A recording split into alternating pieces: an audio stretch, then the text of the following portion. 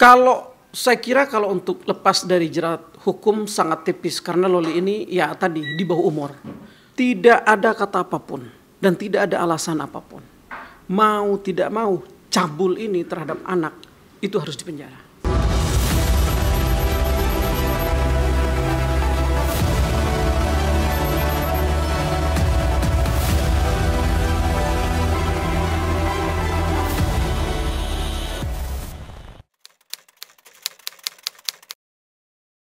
Makanya kalau misalnya ketidakhadiran Fadel ini karena tidak enak badan, satu, itu sangat tidak masuk akal.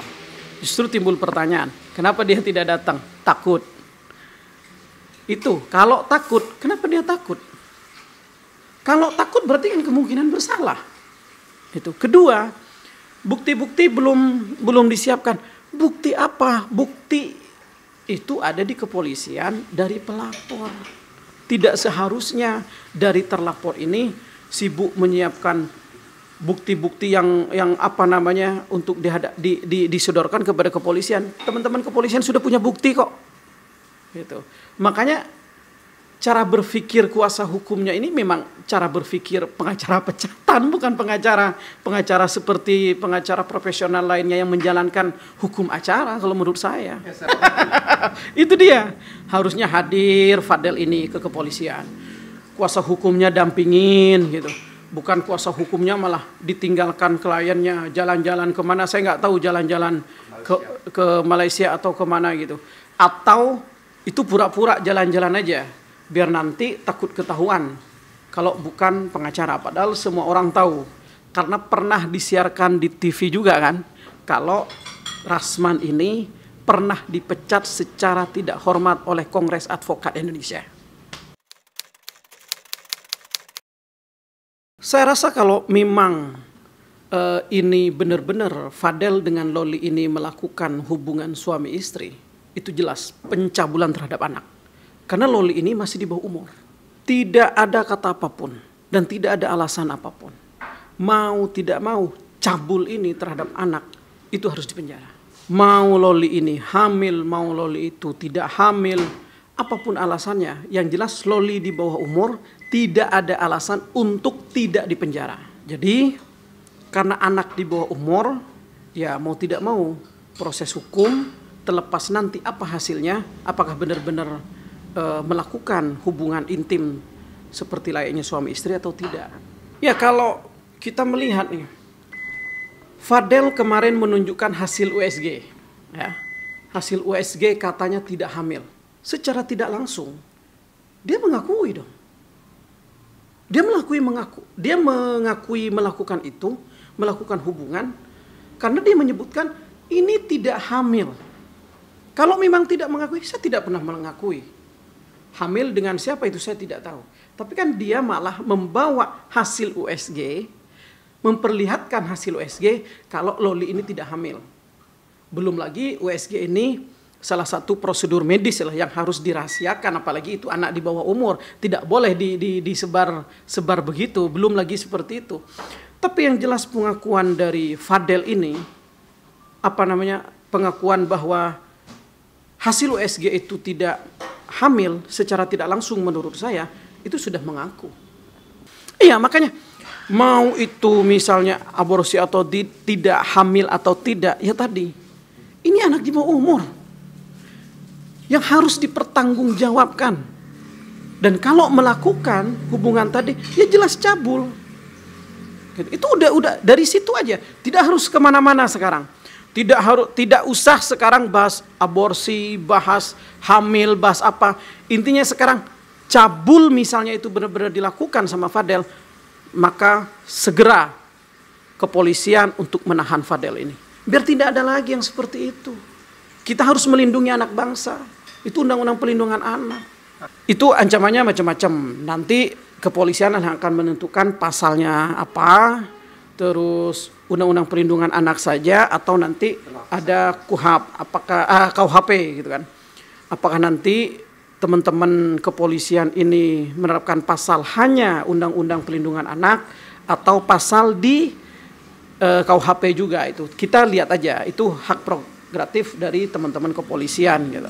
Kalau saksi ada, bukti visum ada, mau ngapain lagi? Mau bilang tidak? Mau tidak mau, harus hadapin itu. Dan harus pertanggungjawabkan. Baik Fadelnya maupun pengacaranya. Saya ralat, bukan pengacaranya, kuasa hukumnya. Karena Rasman ini belum tentu pengacara. Yang saya tahu dia bukan pengacara, dia pecatan pengacara. Bahasa yang tepat pecatan pengacara.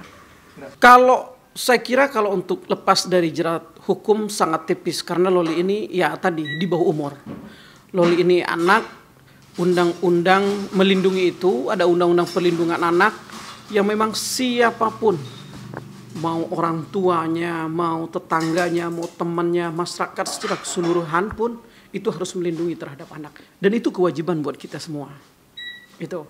Makanya tadi sangat disayangkan saat Fadel ini berkuar-kuar. Mungkin karena dia merasa tanda tangan kuasa terhadap kuasa hukum. Mungkin dia merasa punya kuasa hukum.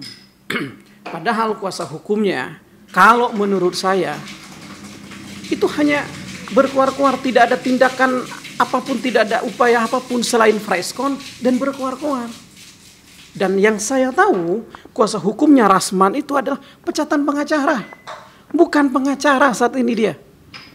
Sepengetahuan saya, itu udah jelas. Rasman itu hanya pecatan pengacara. Itu yang saya tahu. Dulu Rasman ini Dulu Rasman ini junior saya. Saya seniornya Rasman dulu di organisasi advokat. Karena dia saya duluan, dia baru jadi pengacara saat itu. Walaupun umurnya jauh lebih tua dari saya, tapi dia junior saya dulu sebelum dia dipecat. Kalau sekarang ya bukan siapa-siapa lagi di organisasi advokat saya ini gitu. Dia hanya pecatan pengacara.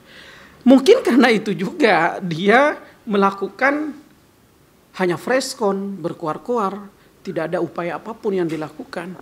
Itu kalau menurut saya. Kalau bukan pengacara, dia tidak boleh mendampingi mendampingi kliennya seolah-olah bertindak seperti pengacara. Itu tidak boleh seharusnya.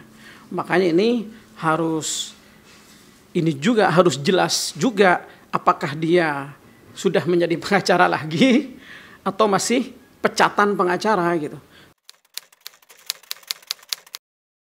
Yang seharusnya dia kalau benar-benar orang hukum nih, kalau benar-benar kuliah hukum dulu ya, tidak berpendapat seperti itu. Justru harusnya menghalangi pernikahan terhadap anak di bawah umur itu.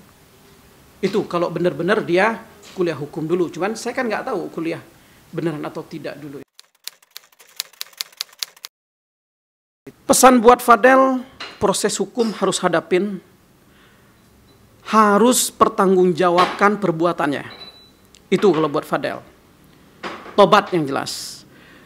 Begitu juga buat Rasman, berhentilah berkuar-kuar. Berhentilah hanya memanfaatkan keadaan untuk freskon doang. Kalau memang dia pengacara, kalau pengacara, lakukan secara profesional. Saya rasa Fadel minta maaf atau apapun sekarang. Dan ini buat Nikita Mirzani ya, secara tidak langsung saya menyampaikan kepada Nikita Mirzani, ya sebagai seorang ibu jangan pernah mundur, terus maju untuk memperjuangkan hak anak. Kalau Fadel minta maaf, ya saran saya maafin. Tapi proses hukum harus tetap berjalan. Biar tidak ada lagi korban-korban anak. Gitu. Biar tidak ada lagi gitu. Apapun